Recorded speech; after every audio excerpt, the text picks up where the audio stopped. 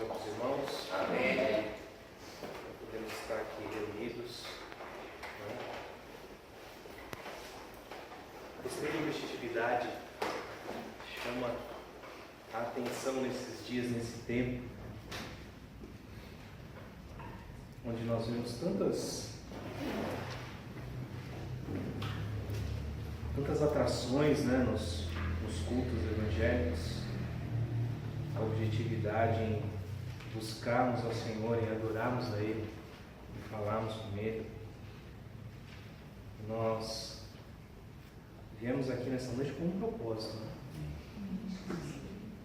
O Espírito Santo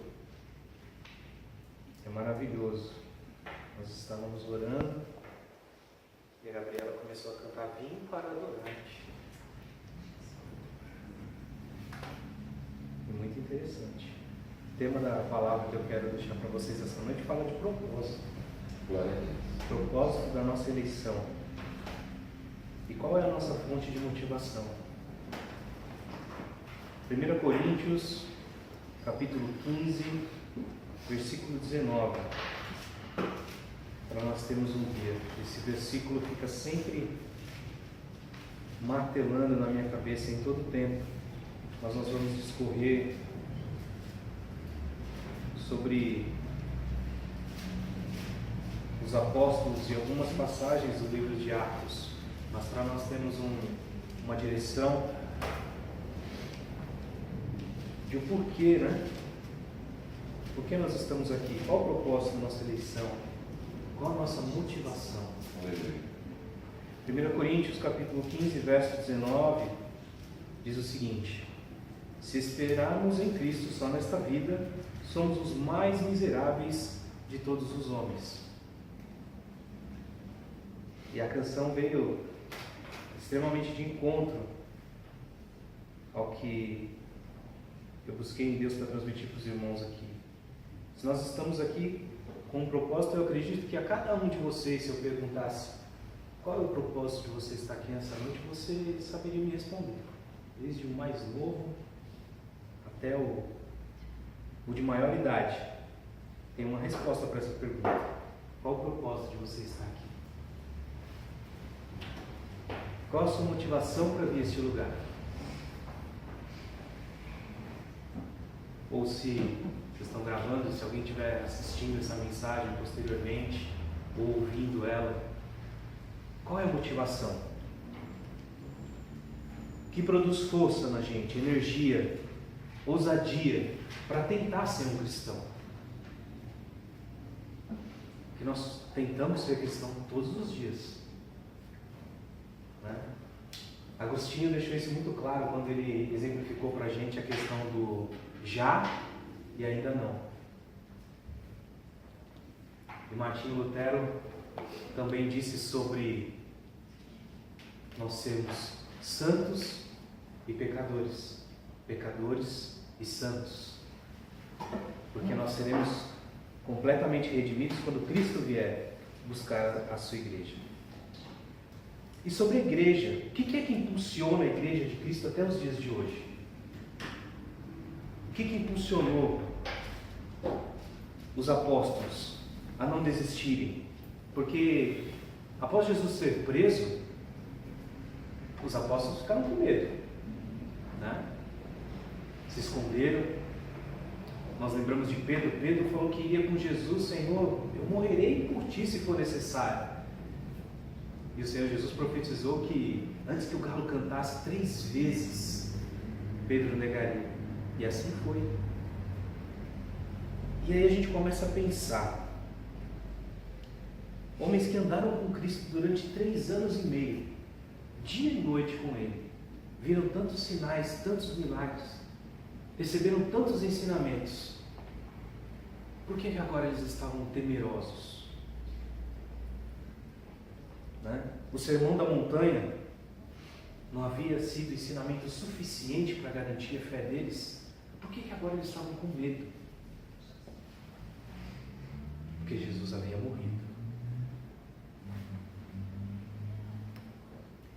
E com a morte dele, todos os sonhos de liberdade para Israel, que eles tinham, de um reino como o de Davi. Parece que foi tudo em vão.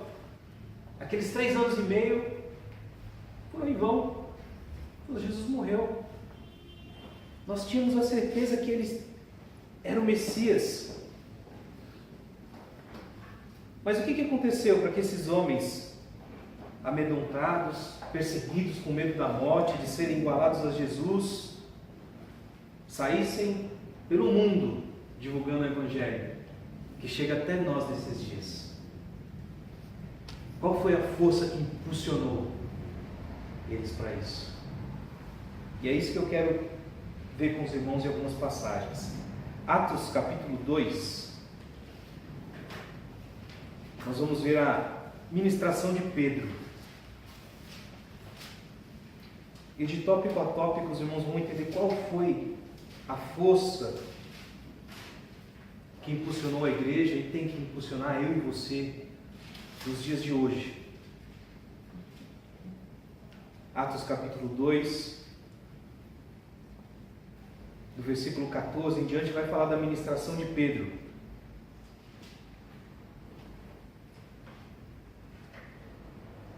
E eu vou pegar alguns versículos aqui em diante para não ficar cansativo demais para os irmãos. A partir do verso 25 ele diz assim: a respeito dele, afirmou Davi, eu sempre vi o Senhor diante de mim, porque está à minha direita.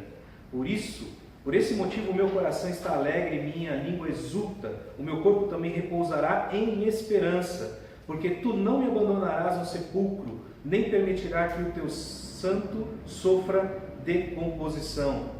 Tu me fizeste conhecer os caminhos da vida e me encherás de alegria na tua presença. Caros irmãos, concedei-me a licença de falar-vos com toda franqueza que o patriarca Davi morreu e foi sepultado, e o seu túmulo está entre nós até os dias de hoje. Todavia ele era profeta e sabia que Deus lhe prometera, sob juramento, que colocaria um dos seus descendentes em seu trono. Antevendo isto, profetizou sobre a ressurreição de Cristo, que foi abandonado no sepulcro e cujo corpo não sofreu decomposição. Deus ressuscitou este Jesus e todos nós somos testemunhas desse fato. Ele ressuscitou. Isso aconteceu no dia de Pentecostes. E quando Pedro e João foram ao templo, aquele da Porta Formosa, que todos os dias era levado ali um coxo, os irmãos conhecem bem a história, de nascença, e era colocado ali na porta. O que motivava eles a irem ali até o templo? Qual era essa força motivadora?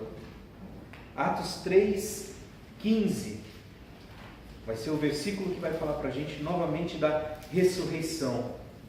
Atos 3:15. Vou ler o 14 para não nos embasarmos. Todavia, vós negastes publicamente o santo e justo e pedisse que um assassino fosse libertado. Vós matastes o autor da vida, a quem Deus ressuscitou dentre os mortos, e nós somos testemunhas deste fato. Glória a Deus. Mais uma vez eles declaram o porquê que eles estão ali, para ser testemunha do fato que Jesus ressuscitou.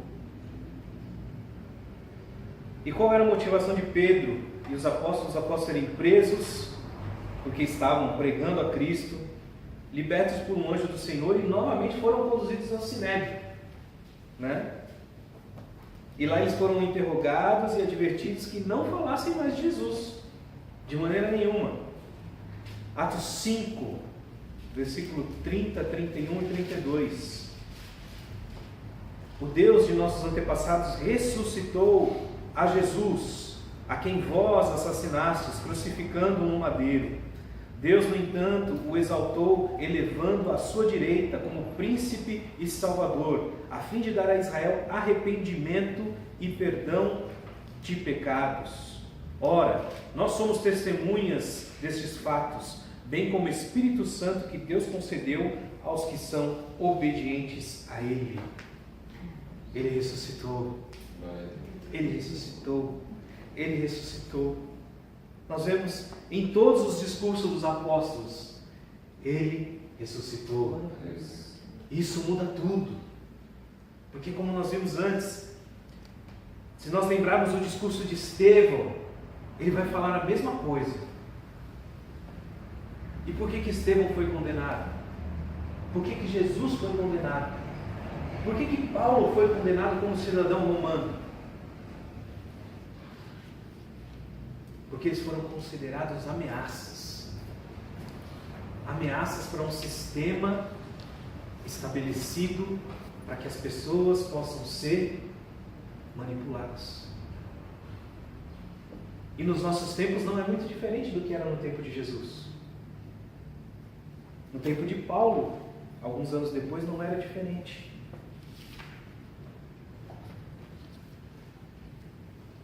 Havia, no tempo de Jesus, já estabelecido um movimento financeiro no templo judaico muito grande. Jesus foi crucificado próximo à festa de Pentecostes. E viam pessoas de todos os lugares. Nós vamos ver isso depois quando Filipe encontra o etíope no caminho. Ele estava voltando de Jerusalém, tinha subido para a festa, né? Provavelmente lá adquiriu um trecho, né, dos escritos de Isaías, estava lendo, ele entendeu, e Filipe falou com ele, e ele compreendeu, e foi batizado, e foi salvo. Mas Jesus, do mesmo modo, foi entregue, e também Estevão e Paulo, porque eles representavam uma ameaça para o sistema. E hoje, muitas vezes, o sistema também quer nos ameaçar, mudar a nossa esperança, trocar a nossa expectativa, nos condicionar a situações que muitas vezes nos frustram, não nos motivam a seguir a Deus.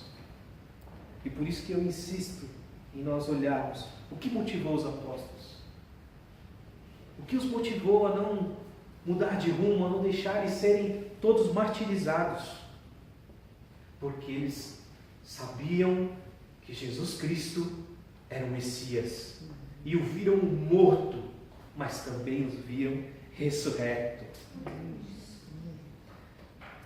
Atos no capítulo 10, verso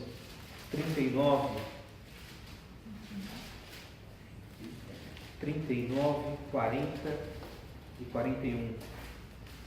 E nós somos testemunhas de tudo o que ele realizou na terra dos judeus, bem como em Jerusalém, onde o assassinaram, suspendendo-o no madeiro.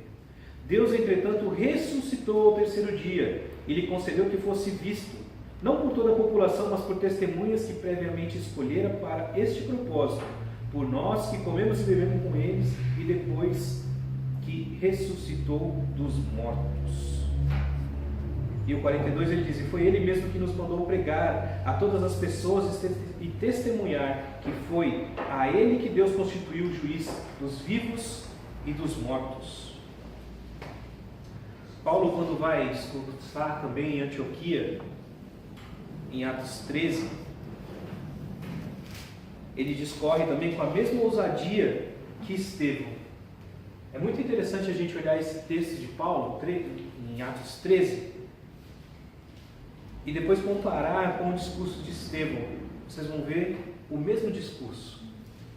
Paulo falando desde o patriarca Abraão, passando por Moisés, por Davi, pelos profetas, e mostrando que Cristo era o Messias, e que a sinagoga o matou. Os religiosos, defensores dos patriarcas, vocês o mataram. E Estevão foi morto por causa disso. E Paulo foi morto por causa disso, porque estava divulgando que haveria um outro rei. E isso seria traição ao Império Romano. E Jesus também foi condenado por isso.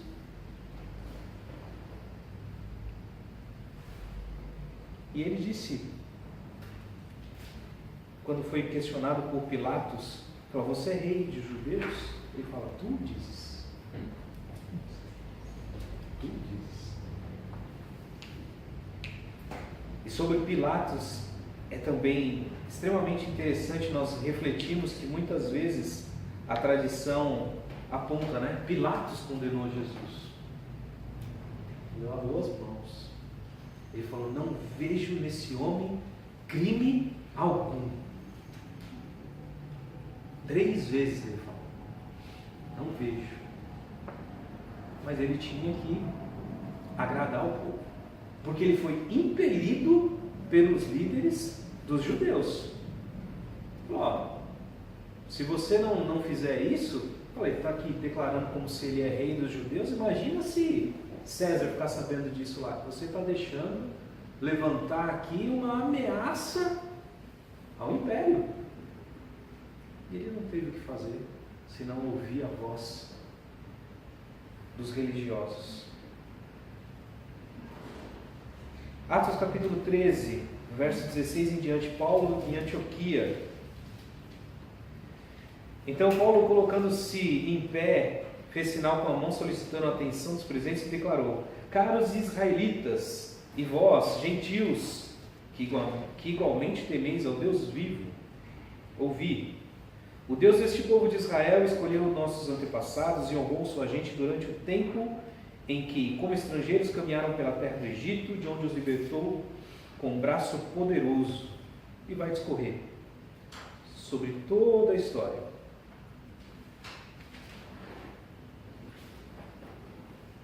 E no verso 29 diz: e depois de terem cumprido tudo que a respeito dele estava escrito, tirando do madeiro, depositaram um sepulcro. No entanto, Deus o ressuscitou dentre os mortos. E durante muitos dias ele foi visto por aqueles que tinham ido em sua companhia da Galiléia para Jerusalém. Essas pessoas agora são suas testemunhas diante do povo. Nós vos anunciamos as boas novas da promessa confiada a nossos antepassados. Boas novas. Evangelho. Qual é essa boa nova? Qual é a boa nova do Evangelho?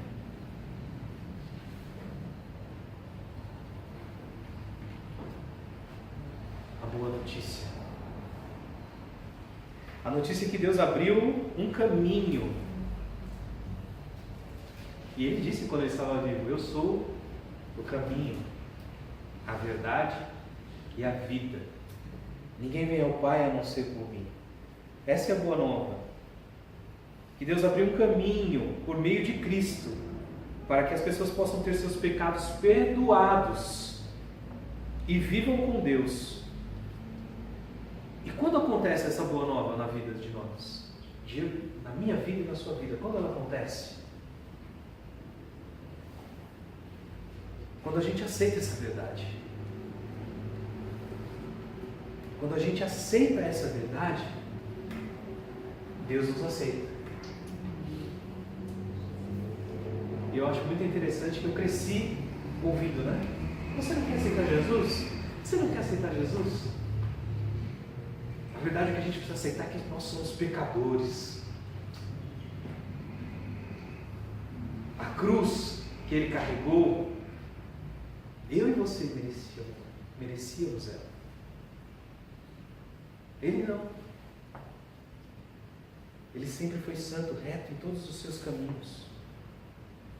Cumpriu todo o propósito do Pai. Mas eu e você não. Então a boa nova na nossa vida acontece quando a gente compreende e aceita essa verdade. Que nós somos pecadores. Que nós precisamos dele. Ele é autossuficiente. A palavra diz em João que no princípio era o Verbo, e o Verbo era Deus, e o Verbo estava com Deus. E se a gente for lá para Gênesis, fala que no princípio, vamos lá, Gênesis capítulo 1, verso 1 em diante. No princípio Deus criou os céus e a terra entretanto era ser forma e vazia. A escuridão cobriu o mar, que envolvia toda a terra, e o Espírito de Deus se movia sobre a face das águas. e vai falar que tudo foi feito por Ele e sem Ele nada do que foi feito se fez. Vai dizer que dele, por Ele e para Ele são todas as coisas. Porque assim aprouve ao Pai. E nós somos o quê? Criatura de Deus. Mas por meio do sacrifício de Cristo, quando reconhecemos que somos pecadores, criaturas finitas, mortais, como a erva, diz a palavra, que de manhã cresce, floresce e à tarde se murcha, lança-se no fogo em seu lugar, não conhece mais. Mas quando nós reconhecemos essa boa nova, que Cristo morreu pelos nossos pecados, aceitamos essa verdade, Deus nos aceita, ganhamos a adoção de filhos. Filhos e filhas, Abba Pai.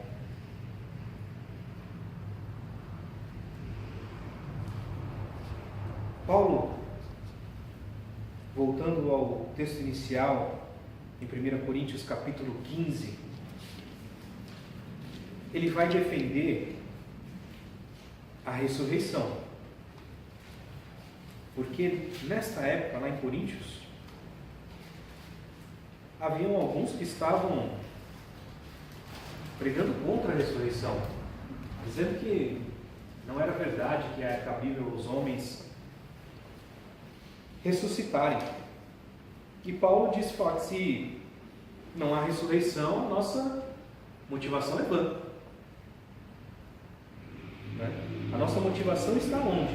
Na certeza que Cristo ressuscitou. E que o Espírito Santo, que é um com o Pai, como o Anderson morou aqui, está neste lugar. E eu achei interessante a oração que ele fez, falar, eu não preciso sentir, eu sei, a palavra diz. A palavra é a verdade. Onde houverem 2 ou 3 reunidos em meu nome, ali eu estarei. Então a presença de Cristo aqui é real. É verdadeira. Não há dúvida disso. Eu gosto muito do Salmo 119, versículo 89, diz: para sempre, ó Senhor, a tua palavra permanece no céu. A palavra de Deus é a verdade para sempre. Em 1 Coríntios, no capítulo 15, do verso 32 em diante, Paulo diz assim: portanto, se foi simplesmente por razões humanas que lutei com feras em Éfeso, que lucro obtive nisso? Ora, se os mortos não ressuscitam, comamos e bebamos, pois amanhã morreremos. Se Cristo não ressuscitou, se não há uma esperança eterna para mim e para você após essa vida, como a gente viu lá no primeiro versículo, que é o versículo 15 e 19, se nós esperarmos só nessa vida, somos os mais miseráveis de todos os homens. Por quê? Porque se não há uma esperança de vida eterna, vale tudo. Vale tudo. Não há por que haver ética. Você percebe que são tantos princípios humanos que durante séculos e séculos foram sendo distorcidos para que fossem ajustados a interesses muitas vezes de poucos. Quando nós pensamos, que nós temos aí 2000 anos de cristianismo, um pouco mais ou um pouco menos, nós não temos as datas corretas. Tantas e tantas vezes, não só o cristianismo, mas tantas outras religiões, em nome de Deus, foram utilizadas para ceifarem tantas vidas. E do mesmo modo, nós vemos hoje motivações políticas que colocam pessoas de um lado, pessoas de outro, e as pessoas tentam fazer com a religião muitas vezes a mesma coisa, colocarem pessoas de um lado e de outro. Quando Cristo, durante todos os seus ensinamentos, só queria revelar para a gente uma coisa: um Deus que deseja se relacionar com a sua criação. Só isso. E por isso que o ensinamento dele é tão profundo e tão simples. E já estava revelado lá no Antigo Testamento, na lei. Quando Cristo falou da lei, ele falou: qual que é o maior mandamento? Amar a Deus sobre todas as coisas, e ao teu próximo como a ti mesmo. É extremamente profundo esse mandamento. Quando a gente para refletir, se eu amar o meu próximo como a mim mesmo, o que eu vou desejar para o meu próximo? O que eu vou querer para o meu próximo? Mas será que verdadeiramente a gente, não é, no nosso dia a dia, né, no sistema que nós somos condicionados, a gente consegue vivenciar isso? Difícil, né? Verso 42 do capítulo 15. Assim será com a ressurreição dos mortos. O corpo que é semeado é perecível e ressuscita imperecível. É semeado em desonra, mas ressuscita em glória. É semeado em fraqueza, porém ressuscita em poder. É semeado um corpo natural, contudo ressuscita um corpo espiritual. Ora, se há corpo natural, há também corpo espiritual. Paulo está defendendo, embasando ele aqui.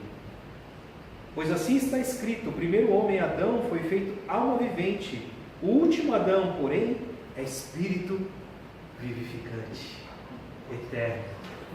O primeiro Adão, criado da terra. O segundo Adão, perfeito. Cristo, Filho do Deus vivo.